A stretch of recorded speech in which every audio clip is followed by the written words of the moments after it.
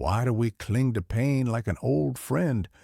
What if the suffering you can't let go of isn't just a burden? It's an addiction, a choice you keep making, not because you're broken, but because it feels safe, familiar, even comforting.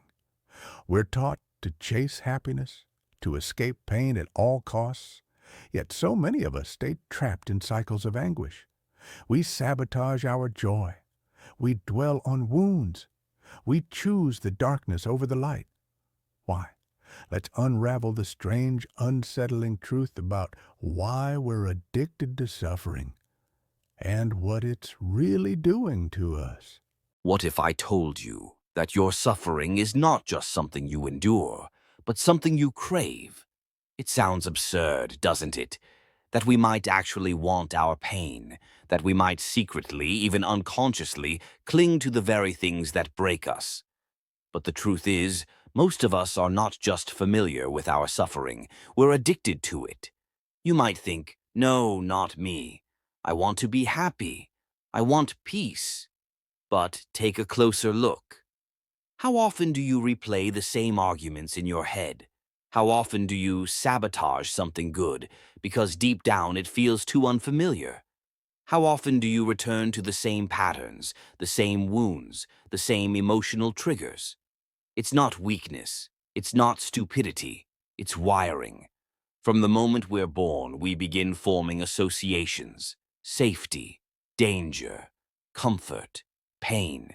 And here's where it gets twisted.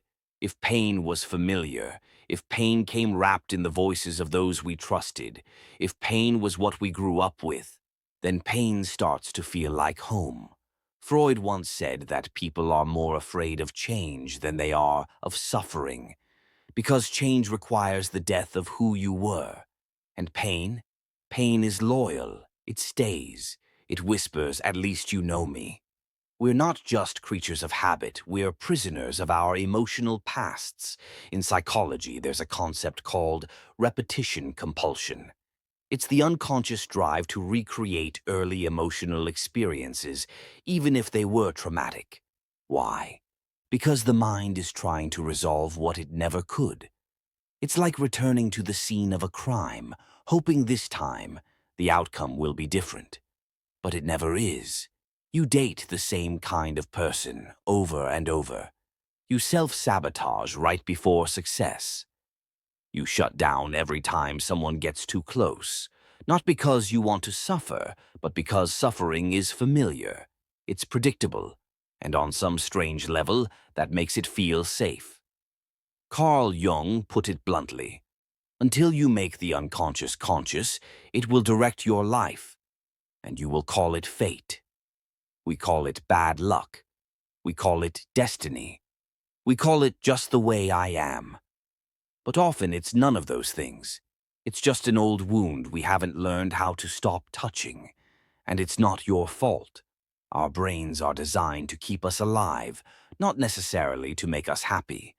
The amygdala, the part of the brain responsible for processing fear, learns fast and forgets slow.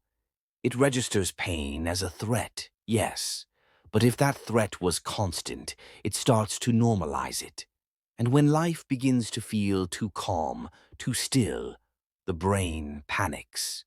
It starts scanning for danger. It fills in the silence with noise. It creates problems just to feel something.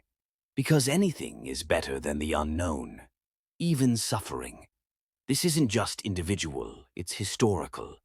Entire cultures have been built on the glorification of pain, martyrdom, sacrifice, hardship as virtue. We admire the tortured artist, the suffering saint, the self-denying hero. We romanticize struggle as if it's the only path to meaning. And to be fair, pain can be a teacher. It can wake us up, push us to grow. But somewhere along the way, we began to mistake it for identity. We say things like, "I've been through a lot," as if that makes us more real, more worthy, as if peace is something that has to be earned through pain. But what if you didn't? What if you could rewrite the story? The first step is awareness. Pain thrives in the shadows. It feeds off silence and denial. You have to start noticing the loops, the mental scripts, the little emotional addictions you play out without even thinking. Do you get angry not because you want to, but because anger feels powerful when you feel powerless? Do you isolate yourself because you genuinely need space, or because intimacy scares you more than loneliness? Do you chase people who can't love you because deep down you don't believe you deserve to be chosen? It's not about blame. It's about inquiry, curiosity, compassion. The goal isn't to erase the pain, it's to stop letting it define you. There's a term in trauma therapy called earned secure attachment. It means that even if you didn't grow up with safety, with love, with consistency, you can build it. You can earn it, not by chasing perfection, but by choosing something different over and over again. It's hard, it's uncomfortable, it feels unnatural at first, because healing is not just about feeling better. It's about becoming someone your nervous system doesn't yet recognize, and that's terrifying, but also freeing. You are not your patterns. You are not your wounds. You are not the worst thing that ever happened to you. You are the awareness behind it, the one who notices, the one who chooses. And yes, you'll fall back. You'll forget. That's okay. Recovery isn't a straight line, it's a spiral. You return to the same places, but each time with a little more clarity, a little more distance, a little more power. And in time, the pain loses its grip. It stops being the default, the background music, the thing you reach for when the world gets quiet. You start choosing peace not because you're numb, but because you're finally ready to feel something better. Think about the people you admire most, not the loud ones, not the ones drowning in drama, but the ones who seem grounded, calm, whole. That didn't happen by accident.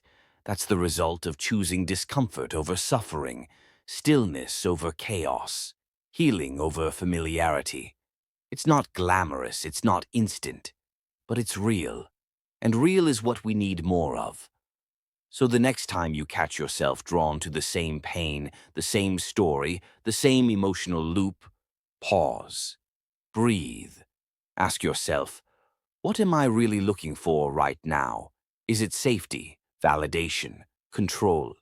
And can I find a healthier way to meet that need? Because you deserve more than survival. You deserve more than just coping. You deserve a life that isn't dictated by your past. But you have to choose it.